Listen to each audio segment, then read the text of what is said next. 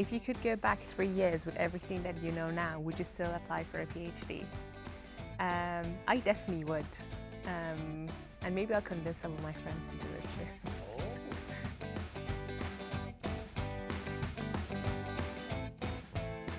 PhD funding. And then they put, I'm baffled. Any idea on where to start? I think the #1 website you can go for is called Find a PhD, isn't it? They often give in posts and updates about the new scholarship that is around. All you need to do is simply by typing the title or the subject you're interested in doing. And obviously, the earlier you prepare, the better it is. So aiming for somewhere around September time, then by all means, if you do get it, in the intake will be around the early of the year. If you do miss that, that's okay. You can go on to the March time where you can start look for it again. I'm about to start emailing potential supervisors. Is there anything I definitely should say? Is there anything I definitely shouldn't say? I would say you need to show that you're passionate about doing research. Yeah. Because at the end of the day, the supervisors also want to work with someone who actually wants to do a PhD.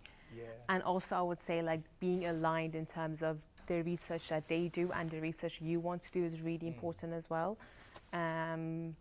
Because then you just understand each other so much better if you have like the same, you approach the research from like the same angle and you have the same interests and passion.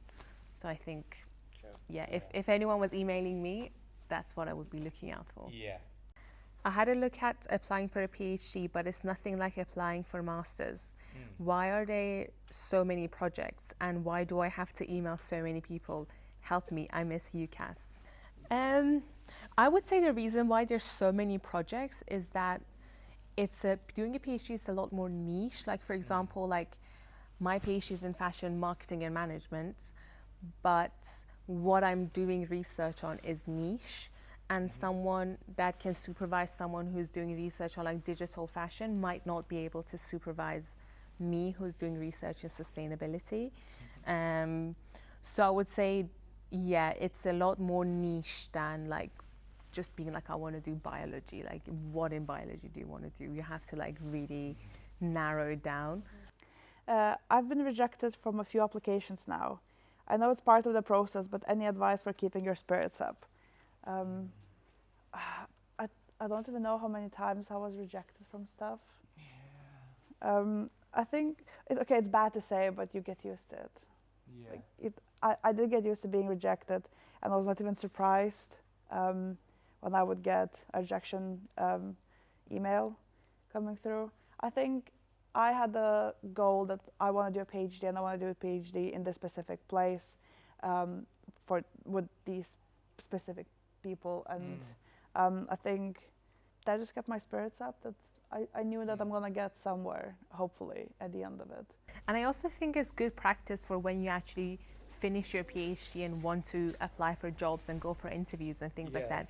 You totally need a few rejections to kind of experience like giving interviews at different places, speaking to different people, keep like improving your application. I think it's all good practice for when you actually want to get a job after you finish your PhD, because I don't think it gets easier. I think it's only going to get harder. So might as well have the rejections when you're, younger and, you've still got time to improve.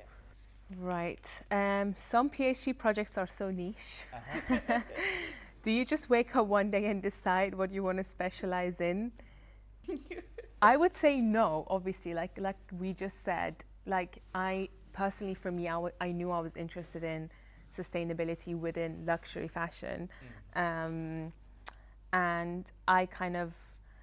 I had a little bit of experience in the industry through an internship that I did. And then that really helped me understand what exactly are the gaps in literature in this area that I'm interested in. But again, just looking at what research is published and how you can contribute to that literature.